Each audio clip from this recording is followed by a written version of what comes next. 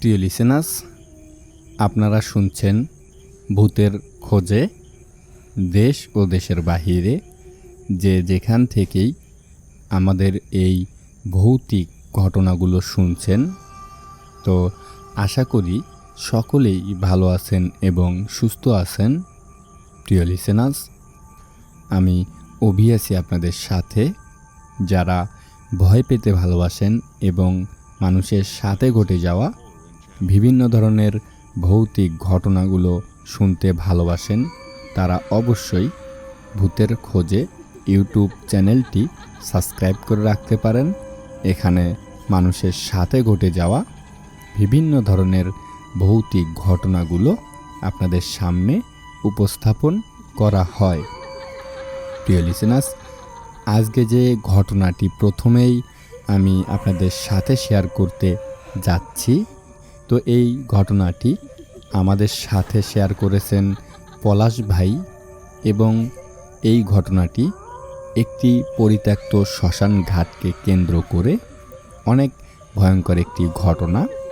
প্রিয় লিসেনার্স, আশা করি পলাশ ভাইয়ের এই ঘটনাটি আপনাদের ভালো লাগবে।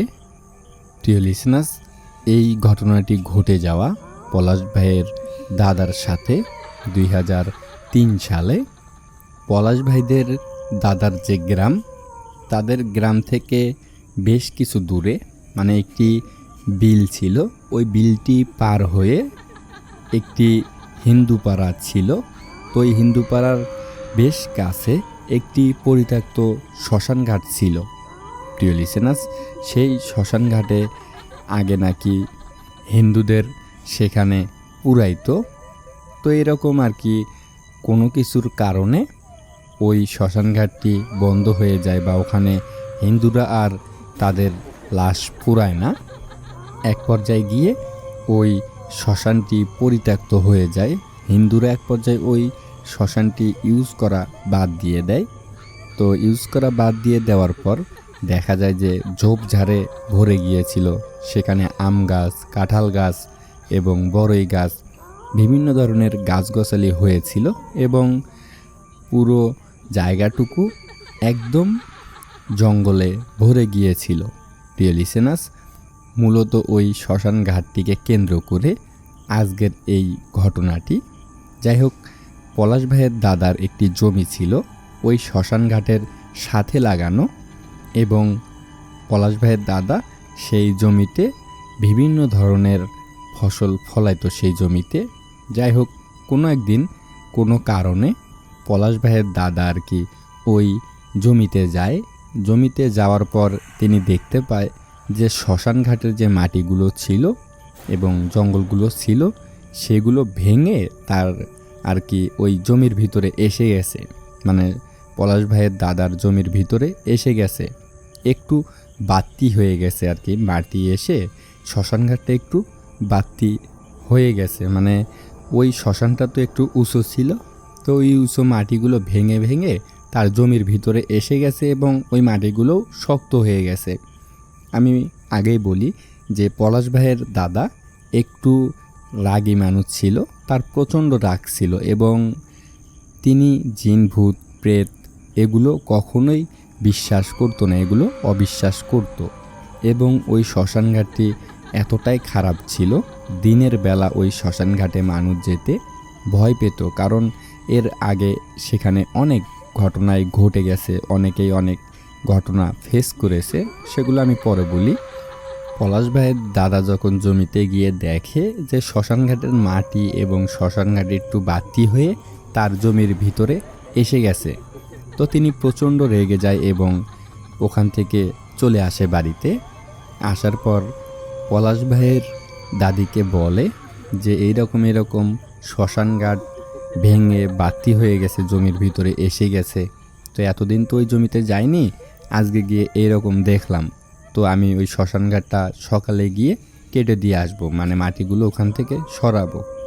তো পলাশ ভাইয়ের দাদি জানতো যে ওই জায়গাটি ভালো না, বা কেউ সেখানে কিছু করতে পারে না, ওই মাটি ওখান থেকে নিয়ে যেতে পারে না বা আঘাত করতে পারে না, এগুলো আর কি ওই পলাশ ভাইয়ের দাদি জানতো।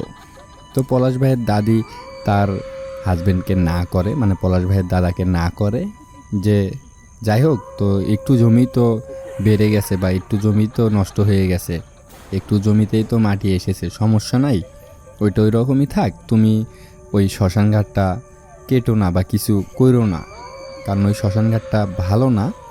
যখনই এই কথা আর কি পলাশ ভাইয়ের দাদি পলাশ ভাইয়ের দাদাকে বলে, তো পলাশ ভাইয়ের দাদা প্রচণ্ড রেগে যায় যে কেন মানুষের জমির মাটি বা শ্মশানের মাটি আমার জমিতে আসবে, কেন কতটুকু জায়গা বাদ দিতে হবে, তুমি বোঝো কিছু, এরকম আর কি পলাশ ভাইয়ের দাদিকে অনেক গালাগালি করে বা রাগারাগি করে যে না, এরকম হতে পারে না, আমি সকালে গিয়েই শ্মশানের মাটিগুলো ওখান থেকে সরিয়ে দিব, যা হবার তা হবে, আর ওগুলো কিচ্ছুই না, মানে যেরকম জিনভূত ওখানে যে ঘটনা ঘটে যেত এগুলো তিনি বিশ্বাস করে না, সেটা আর কি বলে যে দেখব কি হয় আমার। পরে সারাদিন কেটে যায় এবং ওই টেনশনই করে, রেগে থাকে যে জমিতে শ্মশানের মাটি এসেছে বা শ্মশানের জায়গা বাতি হয়ে গেছে জমির ভিতরে এসে, এগুলো নিয়ে তিনি অনেক কথা বলা শুরু করে দেয়। যাই হোক, তো সারাদিন ভালো মতো কেটে যায়, রাত কেটে যায়। পলাশ ভাইয়ের দাদা ফজরের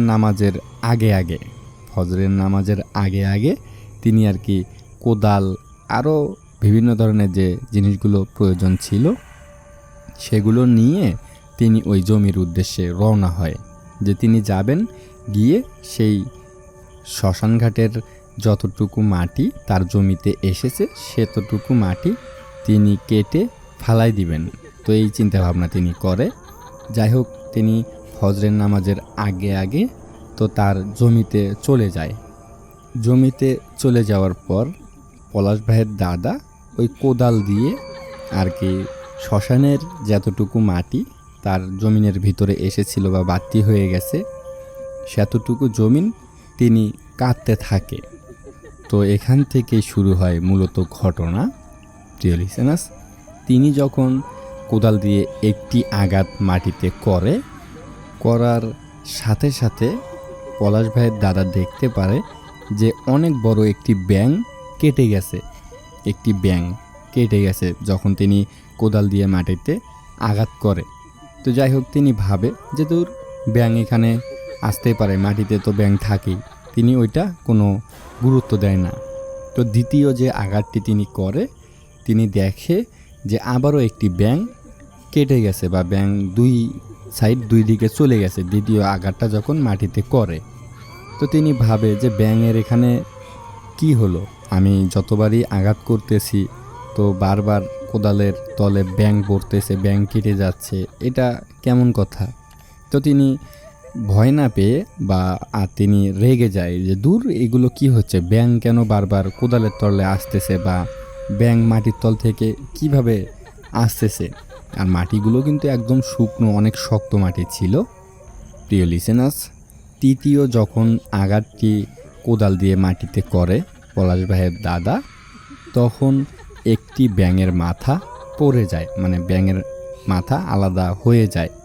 তিনি কোনো না কোনোভাবে দেখতে পাচ্ছিল, একটু একটু অন্ধকার ছিল ঠিকই, কিন্তু তিনি দেখতে পাচ্ছিল যে এরকম ব্যাঙগুলো কেটে যাচ্ছে। তো তিনবার যখন কোদাল দিয়ে তিনি মাটিতে আঘাত করে, তিনটি ব্যাঙ আর কি কোদালের তলে পড়ে এবং মাটি থেকে বের হয়, এবং ওই ব্যাঙগুলো থেকে তাজা রক্ত ঝরা শুরু হয়ে যায়। অস্বাভাবিক রক্ত, একটা ব্যাঙের যে এত রক্ত হবে সেগুলো কখনোই সম্ভব না। তিনি দেখতে পাচ্ছিল প্রচণ্ড রক্ত ওই শ্মশানঘাটের মাটিতে একদম ভিজে গেছে রক্ত দিয়ে। চতুর্থ যে আঘাতটি মাটিতে করে তখন ভয়ঙ্কর ঘটনা ঘটে। প্রিয় লিসেনার্স, তিনটা আঘাত মাটিতে করার পর তিনটি ব্যাঙ কেটে গিয়েছিল। চতুর্থবার যখন পলাশ ভাইয়ের দাদা মাটিতে আঘাত করবেন, তখনই সাথে সাথে একটি গায়েবী আওয়াজ, কে বলল বা কোথায় থেকে বলতেছে এইটা ওই পলাশ ভাইয়ের দাদা তখন বুঝতে পারেনি। তো একটি গায়েবী আওয়াজ পলাশ ভাইয়ের দাদা শুনতে পারে। শোনার পর পলাশ ভাইয়ের দাদাকে বলতেছে যে দেখ, তুই অনেকগুলো জান নিয়েছিস, আর মাটিতে আঘাত করিস না, মাটিতে আর আঘাত করিস না। যদি আরেকবার তুই এই মাটিতে আঘাত করিস তাহলে তুই তোর জীবন নিয়ে এখান থেকে যেতে পারবি না। এখন পলাশ ভাইয়ের দাদা চারদিকে দেখে যে এই কথাটা তাকে কে বলল। তিনি এতটুকু বুঝতে পারে তখন যে শ্মশানঘাটের ভিতর থেকে এই আওয়াজটি আসতেছে। তাকে তিনবার বারণ করে যে তুই আর মাটিতে আঘাত করিস না, চলে যা এখান থেকে, না হলে কিন্তু তুই তোর জীবন নিয়ে চলে যেতে পারবি না, একটি কর্কশ কণ্ঠে তাকে বলে। তো এই কথাটি শোনার পর আর কি পলাশ ভাইয়ের দাদা ভাবে যে দূর, হয়তো আমাকে ভয় দেখানোর জন্য বা হিন্দুদের ভিতরে কেউ একজন এগুলো করতেছে। তো তিনি চারপাশে দেখে এবং রেগে যায় এই কথাটা শুনে, যে তিনি ভাবে মানে পলাশ ভাইয়ের দাদা মনে মনে ভাবে বা তিনি রাগ দেখায় যে আমার জমিতে শ্মশানঘাটের মাটি এসেছে, তো আমি কাটবো না, কে কাটবে? আবার আমাকেই বারণ করে, আমি শ্মশানঘাট কাটবো, আমাকেই বারণ করে। এটা কি কারো বাপ দাদার জমি নাকি? এটা এরকম আর কি বাজে কথা বলে আর কি, বিভিন্ন ধরনের বাজে বাজে কথা বলে যে এখানে আমার জমি আমি কাটবো, কার বাপের কি, এগুলো বলা শুরু করে। তো এরকম তিনি রাগে সাথে সাথে আবারও মাটিতে আঘাত করে। এইবার যখন মাটিতে আঘাত করে তখন পলাশ ভাইয়ের দাদা দেখতে পারে যে বিভৎস চেহারার একটি মাথা এবং বডিটা আপনার মাটির ভিতরে। যখন ওই পলাশ ভাইয়ের দাদা মাটিতে আঘাত করেছিল 4 বারের বেলায়, তিনি দেখতে পায় অনেক ভয়ঙ্কর নিয়ে একটি চেহারা এবং কল্লাটা ওই কোদালের আঘাতে আলাদা হয়ে গেছে, মাথাটা আলাদা হয়ে গেছে। মাথাটা আলাদা হয়ে যাওয়ার পর অনেক জোরে জোরে হাসি দিচ্ছে এবং পুরো বডিটা আর কি মাটির তলে, ওইটা দেখা যাচ্ছে না, কিন্তু মাথাটা আলাদা হয়ে মাটিতে গড়াগড়ি করতেছে এবং অনেক জোরে জোরে হাসাহাসি করতেছে।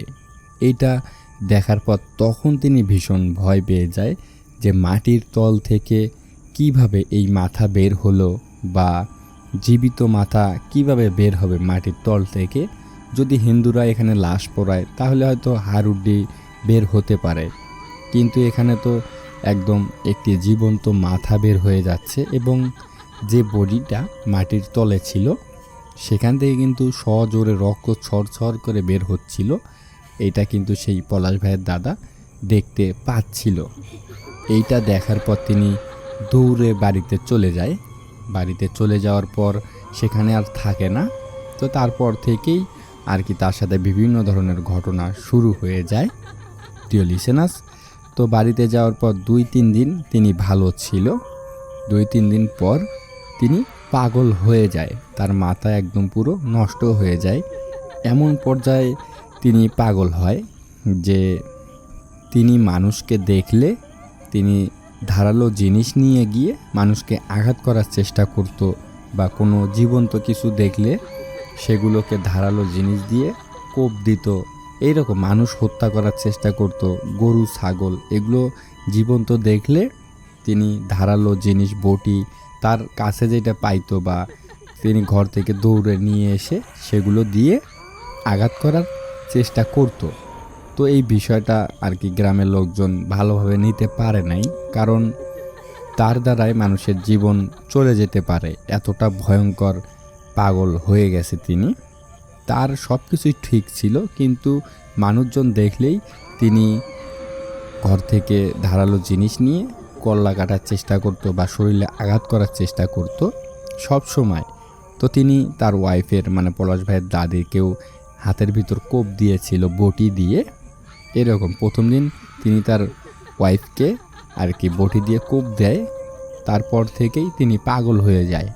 তো পাগল হয়ে যাওয়ার পর তখন গ্রামের মানুষ তো আর এগুলো নিতে পারে নাই, তো তাকে শিকল দিয়ে গাছের সাথে বেঁধে রাখতো এবং সেখানে খাবার দাবার দিত।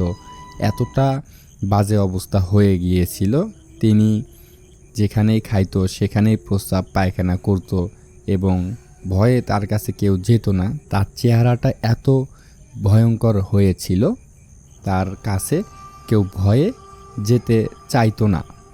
প্রিয় লিসেনার্স, তো পলাশ ভাইয়ের দাদা এইরকম প্রায় ১.৫ বছর পাগল ছিল।